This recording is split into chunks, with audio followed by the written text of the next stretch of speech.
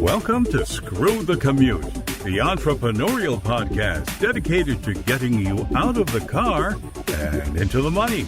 With your host, lifelong entrepreneur and multimillionaire, Tom Antion. Hey everybody, it's Tom here with episode 824 of Screw the Commute podcast. Today we're going to talk about royalty-free music. Music can really help your productions out, but you do not want to get in trouble over it, and I've been there. So we'll talk about that in a minute. Hope you didn't miss episode 823. That was 25 tips on how to sound great. See, audio is the only medium where you can learn or be entertained while doing something else. People will put up with poor video, but not poor audio. So this gives you the ways to sound great. Make sure you check out my mentor program at greatinternetmarketingtraining.com. It's the longest running, most successful, most unique ever in the field of internet and digital marketing. And grab a copy of our automation ebook at screwthecommute.com/automate free. All right, let's get into it. I mean, it's the simple definition of royalty-free music is that it doesn't have a copyright. Nobody owns the copyright, so you're free to use it however you want. And like I said, music can really enhance your productions, but there is a downside. And how do I know this? I got a federal copyright violation lawsuit against me back when I had the nightclub. We were closing the shop because the drinking age went from 18 to 21, put me out of business. And we're still running a little bit until, we closed the doors. And somebody came into the nightclub, heard one song that was copyrighted, and filed a federal lawsuit, $250,000 per occurrence. Okay, so this is nothing to play with. Of course, there's a lot of companies that do this with images and music, and their whole job is to settle out of court for 4, 5, 6, 7,000, whatever they can milk out of you. There's law firms, that's their business model, is to screw you. Now, they'll claim, no, we're protecting the copyright owner. Yeah, they're screwing you. So there you go. So don't give them that chance to do it. All right, that's the thing. So anyway, I settled out of court for $4,000 in 1970s money, which I didn't have because I had just lost $400,000 in this nightclub that closed. So you don't want to be there. Now, especially YouTube is really good at catching this. And here's the thing. You will get a strike, they call it, if they catch you using copyrighted music. And if you get 3 strikes within 90 days, they kick your channel off the platform. See, so you definitely don't want to play with YouTube. Now, there's plenty of ways, though, to get copyrighted music or royalty-free music, excuse me. Now, I'll go ahead and do a sidebar here. ASCAP and BMI. ASCAP is American Society of Composers, Authors, and Publishers, and BMI is Broadcast Music Incorporated. These are the licensing agencies for almost all big-time songs that you hear. And there is some kind of method that you can climb through if you've got the guts to do it. See, they don't want to mess with you little people, us little people, because they don't want a nickel per song when they could, charge a radio station thousands and thousands and thousands of bucks. So they make it really difficult for you to license really popular music. And if you go ahead and use it without permission, you're taking a chance for a federal lawsuit that could, wipe you out. So just be careful. But you can check ASCAP and BMI if you're dead set on trying to get some popular tune or part of a popular tune. All right. Anyway, let's go to some free and paid sites.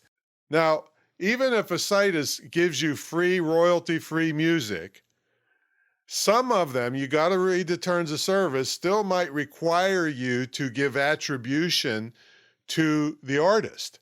In some cases, that's hard to do. If you're doing straight audio, I guess you have to say it. If it's on YouTube, you can put it in the show notes, or not the show notes, that's for podcasting, for the description. But you have to check it out. And always assume music is copyrighted unless you have an absolute place where you got it and you've copied their terms of service, and they tell you what you can do with it. Now, some people say that you could put this music on a video and upload it to YouTube privately, not publicly, and not the other thing in the middle there. Private. Now, would I trust this? Well, why would you do that? Because supposedly YouTube will tell you and catch it that it's copyrighted before you go public with it. Would I trust this? No, not in a million years would I trust this with all the numbnuts that they hire at Google that just play video games all day and eat the food in the cafeteria. No, I wouldn't trust those a-holes with my business. No. So I wouldn't do that. You could try it just for fun, but don't go public with something no matter what they say, because it's too risky. Now, my good friend and the guy that started me out in audio, Mike Stewart, the internet audio guy, internetaudioguy.com, has music that he created personally that he will sell and license to you, and he's got collections of it. So, in fact, the music for the opening and closing of this podcast is from Mike Stewart, and I've had over 800 episodes now, right? Okay, but here's some other places and some caveats. The YouTube audio library. Very accessible on YouTube and got tons of options, different types of mood and genres of music, just enormous amounts. Great, a great resource. But here's the thing. I researched this. I got probably 19 different opinions if you can use the music outside of YouTube. If you find a piece, it's best and safest for you to get written permission from the artist of that music before you use it anywhere outside of YouTube. Now, Twitch claims you can use it on their platform, but again, all of this is convoluted, and the last thing you want is a copyright lawsuit. All right, another free option is a free music archive. I think they go by FMA, and they've got all kinds of stuff there.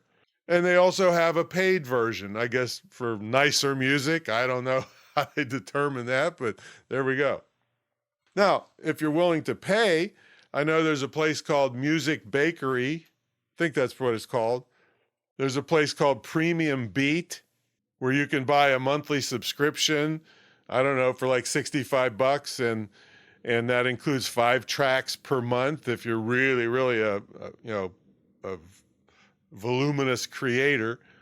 Or you can buy one track, I think, for like $50. All right, so another one is Artlist, and they give you kind of an overriding license for whatever you pick from their site so that you don't have to get a license for each piece of music you pick from them. Some of these get pretty pricey though. So anyway, yeah, learn how to add music to your productions. And Mike Stewart I remember we did a webinar years ago, and he showed examples of the same production with different music. Oh my God, the music made so much difference. And, if you watch any of your movies and, kind of take your mind away from what's going on the screen and listen to the music that they put behind it, it changes the whole mood of things. So it can really be great for you. So check that out. Also, check out my mentor program where I can help you with all this stuff and the other million things you need to do to be successful online. So check it out at greatinternetmarketingtraining.com, and I will catch you on the next episode. See you later.